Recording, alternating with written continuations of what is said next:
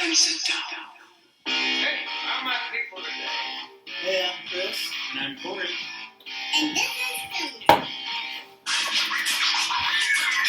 We would be honored if you would join us. And here we go. All right, hello and welcome to Film Narc. I'm Corey, as you heard in the intro. I'm Chris. And we're going to be talking to you guys today about a variety of things. This is our very first episode, so it's something to be pretty excited about. It's not like other first episodes. We'll just say there's an outer space movie series where there was a first episode and it wasn't very good. We're not here to do that. That was as vague as possible. It makes any sense. It's the first episode, but it's going to be good, basically, is what you're saying. That's the short version. Okay. I think I kind of followed that. Yeah. So, maybe they understood as well. Yeah, oh, totally. We're all on the same page here. So, first things first. One thing I really wanted to talk about with you is I started thinking about movies today and about all the trailers that are coming out because recently it was announced that in autumn, pretty vague, I'm guessing by the end of the month, Star Wars: The Force Awakens, which is going to be one of the biggest movies of this year and probably of all time, is going to be coming out. And they're going to be releasing, supposedly, an official trailer. So the first time we actually get to see some story and a little bit more to the movie, because right now we know nothing. So we're getting another trailer? And not just like a leaked, but like a full... Like a full thing with some plot to it and some speaking. So that's kind of the rumor that's going out right now from some reliable sources out there. So I started thinking, is there any more film curiosity? What I mean by that is there are a lot of trailers coming out from movies, and a lot of movies are kind of, honestly, uninspired. They're pretty straightforward, and you get everything in those trailers. So when you go and you sit down and you watch a movie, at the end you're like, yeah, that's what I was expecting. Has there been anything recently that you've seen that either falls in line with that or doesn't fall in line with that? Okay, so movies that give too much away in the trailer. Avengers 2 was a little bit that way. Okay. Age of Ultron, you knew who the enemy was, who was playing him, most of the plot of the movie, and so when you actually went and saw it, you knew what was coming. There weren't any surprises. Okay. Same way with the most recent Fast and Furious 7. Really, any Fast and the Furious. Yeah, they do all pretty... the main, all the primary action sequences in the trailer, so you know what you're going to see. You know it's coming. I hate when they do that.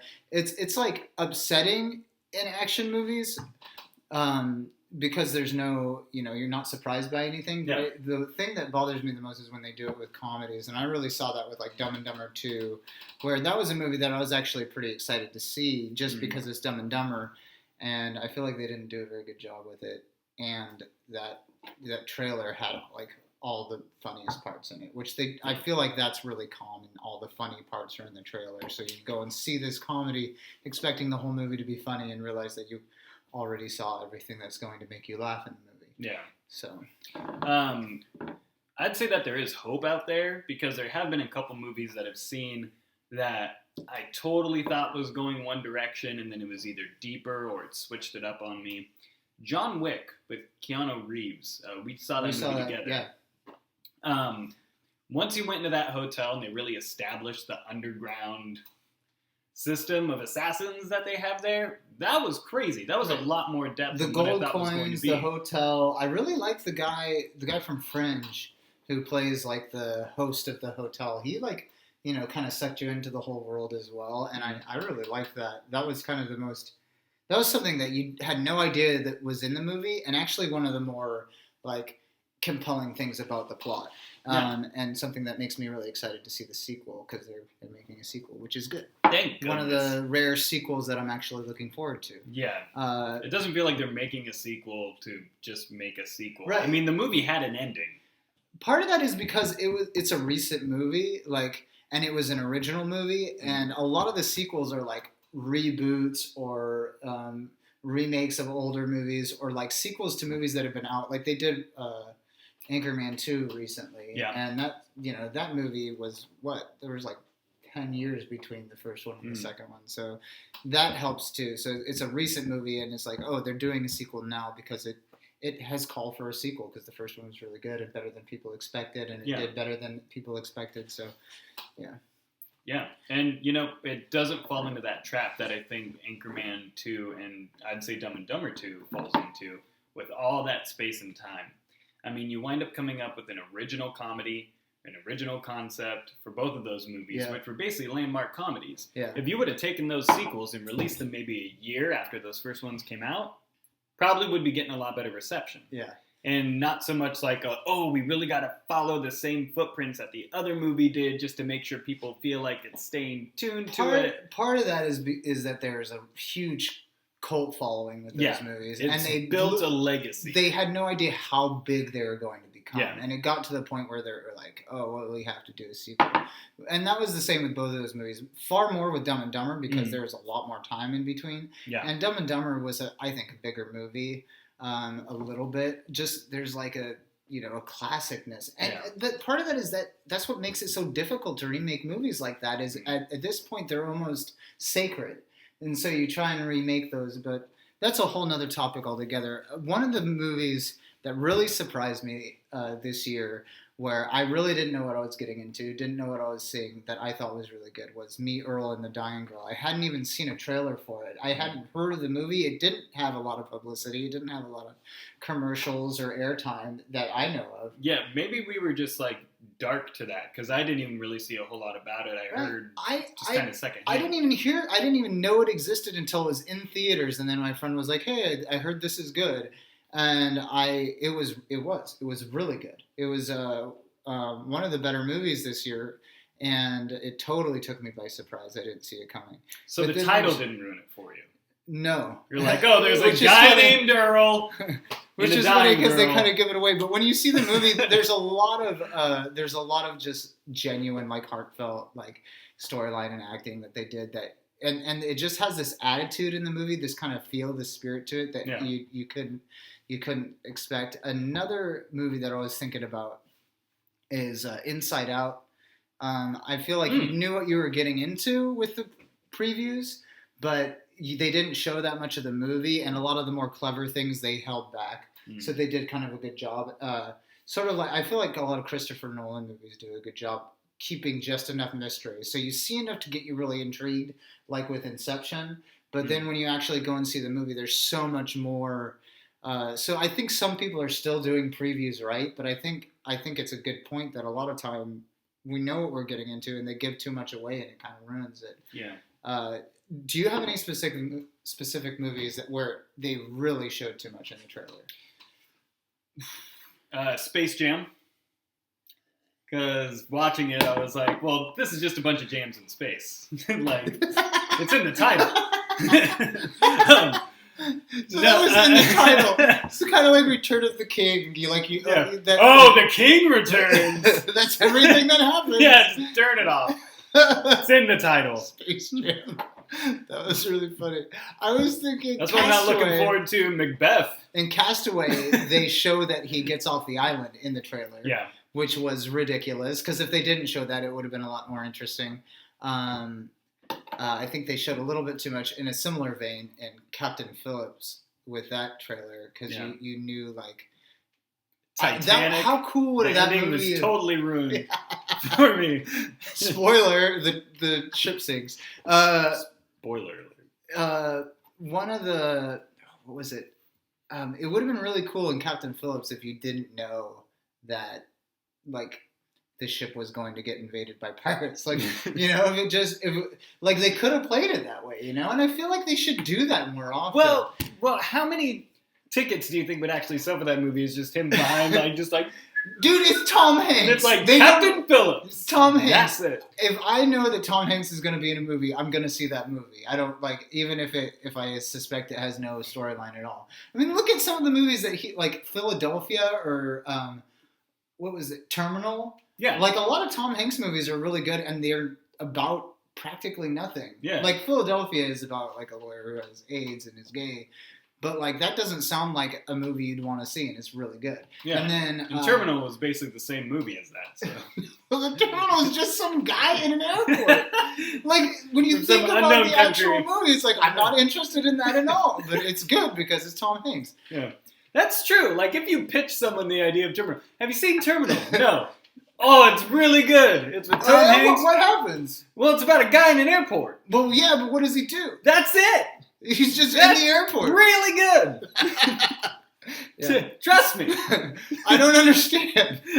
Yeah. Oh, makes goodness. sense. So one of my favorite things about previews is when I go into the theater, and I go to the theater a lot. When I go to the theater, I sometimes I'll be watching the previews and I'll get all excited because I like previews in the theater. I like it a lot more than previews somewhere else, Yeah. you know.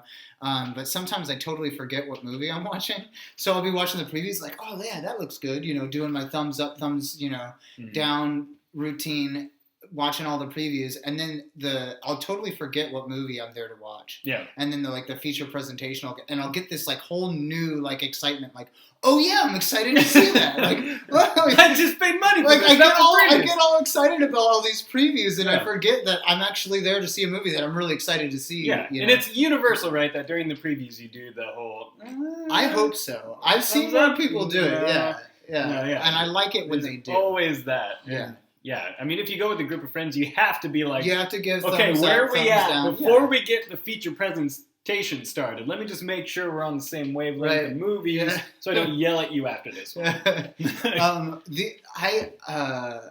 I always like the previews though. I'm Yeah. always really positive after a preview. It's really hard for me to. I'm usually like always thumbs up or thumbs sideways. But a lot of movies I'm just not gonna see because it doesn't have that like X factor that makes me Netflix. actually go see it. Giant hand. Wow. It's just big hand. Yeah. Hello. Forced perspective. Yeah. Speaking of I got a forwards- question for you. Yes. Have you ever sat in a movie theater, been watching the previews, and you're like, sweet. So you're like, oh, these are awesome. And then the movie starts, and you're like, crap, I don't want to watch this movie. I'd rather watch one of the previews that I've seen. That happened a lot more often when I had a girlfriend.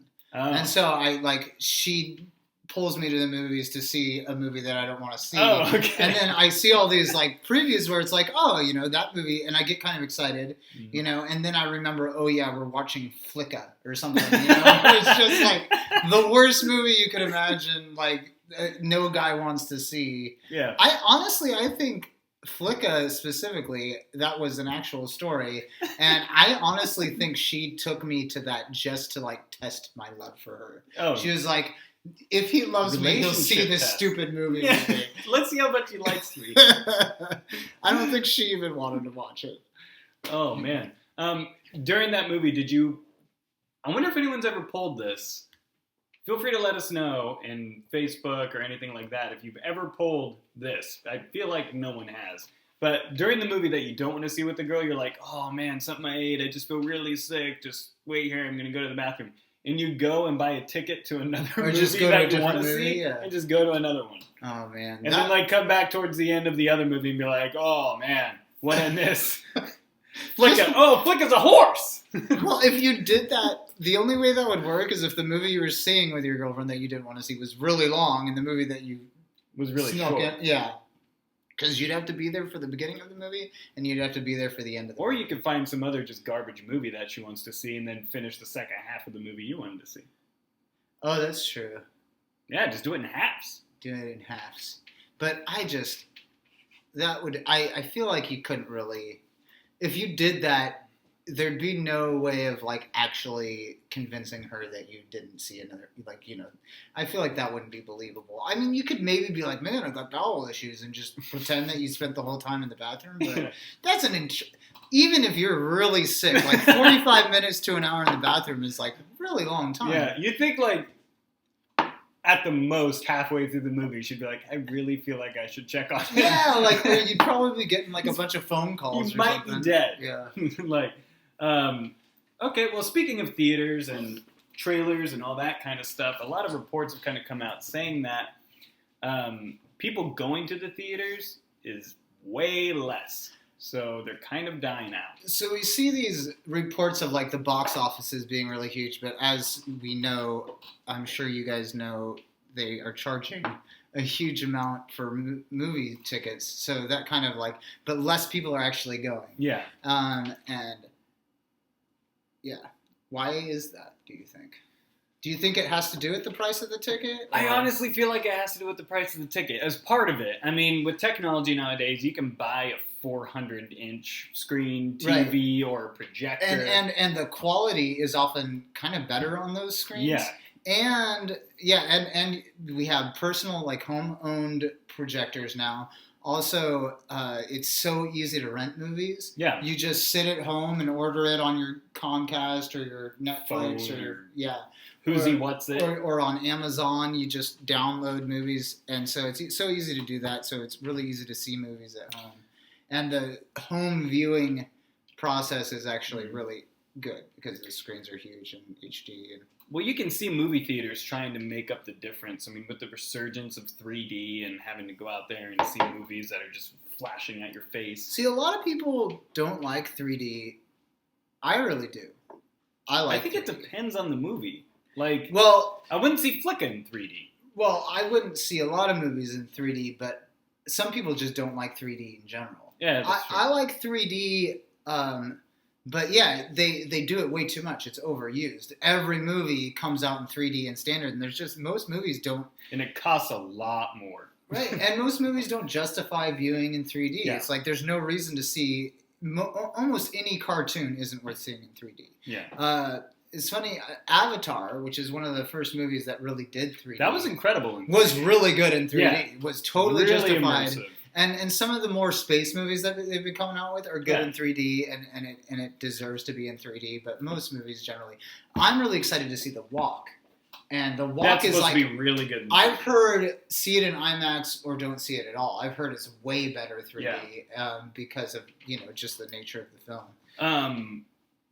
One thing I absolutely hate about 3Ds are when people go into movies into making them and they're like, oh, we're going to do it 3D. Okay, so what kind of 3D things can we do? And people are like, oh, hey, can I borrow a pen? And they're like, sure. Yeah. Thank you. Oh, you're very welcome. Oh, I have to sneeze. Whoa! Achoo! Yeah. And it's just like, what are you doing? No, it wouldn't be the sneeze. It would be the particles that fly it'd be like, into whoa, your face. and then they're like, oh, gross. Yeah. It's like on the screen. I cannot stand it. Yeah. It drives me crazy. It's like, hey, everyone, look, this is in 3D. Isn't it cool? Yeah, I think Monsters vs. Aliens, it came out in 3D. And I think there's a scene with like a paddleball game. The guy's like boing at the screen. And it's like super close. And it just drives me up the wall. Yeah, That's not good. And that we don't need more of. And that's going to drive people away from the theaters in general. Because when you go to a 3D movie and you spend all that money and it's not worth seeing in 3D, you know that you got ripped off. Yeah. And that feeling is just like, I'm not going to go to the theater again. I still think the theater is worth going to, but I think they need to make changes. I think they need to have... I think they should decorate the theater for the big movie coming out. Make it more. We have a theater near where we live that used to do that, and I don't know if they still do, but it was awesome. So, and like one of the things that a lot of theaters do that I think is good, but they should do more of, is like the little cardboard cutouts where you can take a picture. Yeah. It needs to be an event. You need to go to the movie theater and, oh, let's all get our picture with the cardboard cutout of the Jedi, or let's go, Yeah. And then if they lowered the price of the concessions, that would be a really good thing, because people want to buy popcorn and buy soda when they go to the movies, and that makes it more fun. But you can't do it with a clear conscience because you're overpaying 1,000 times. The reason that you go to a theater is just for that atmosphere, in my opinion. You walk in, you smell the popcorn, it's all a big to-do, there's giant screens everywhere, a huge lobby, you go in, and I feel like they could enhance it even more I personally think, I'm kind of an old school guy, I think they need to go back to like the old-fashioned style of theaters.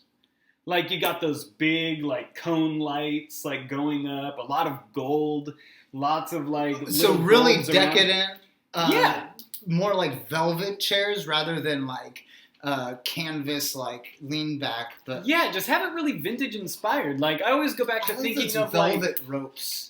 In like Yeah. theaters, like kind of more of the place that you would go to see like a small stand-up comedy show than a theater. Yes. Like these old theaters where you could do a play or show a movie. upstairs. Yeah, that would be sick. balcony. If there were an upstairs in movie theaters, like that would be awesome and really fun. This is how I think of it. Think of all the people crowding into the building to see King Kong in the movie King Kong. Right. Yeah, like those old fashioned, just like that's an event. Man. Yeah. That's That kind of theater. spectacle. Yeah. Oh man. Yeah, I That mean, would you make even it have better. like the big curtains and then Yeah. like all the lights surrounding Big, it. heavy Like, curtains. Why not do that? that I would be mean, sick. with the big marquee outside, granted, this probably costs a lot on the electrical bill. Have the people who work there dress up a little bit. Yeah, Yeah. like Oh the yeah. old fashioned. Oh yeah. Oh yeah. Yeah, I think Little that's great. changes You walk like into that. one.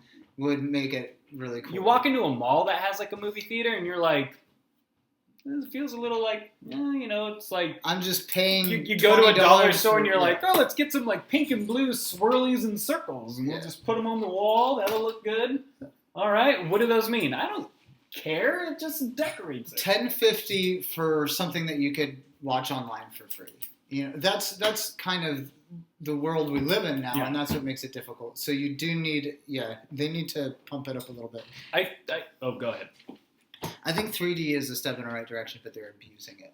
I think 3D is one of the only things that you can only get in the theater that you can't get at home, and so that's a good idea. But they need to not think about 3D when they make 4D. movies. Yeah, I don't think that's a good idea. I think they need to just stick with like, let's make a good movie, and hey, this would be good to watch in 3D, so let's release it in 3D as well. But that should be more of like a Yeah. I think that would be a huge thing to go kind of old school and be like, hey, we as a family are going to see a movie. Yeah. Like that's really where you're going to get date nights, movie and dinner date nights, and like the whole family, like, you know what, we're going to go see a movie today. That's what they need to be doing. And that'll help. Make it more an of an event. institution. All right, well, we're going to go to a short break. We'll be right back with you guys. And then We have to make money, so we're going to show you like a quick commercial so that we can kind of take a breather, and then we'll get right back with you.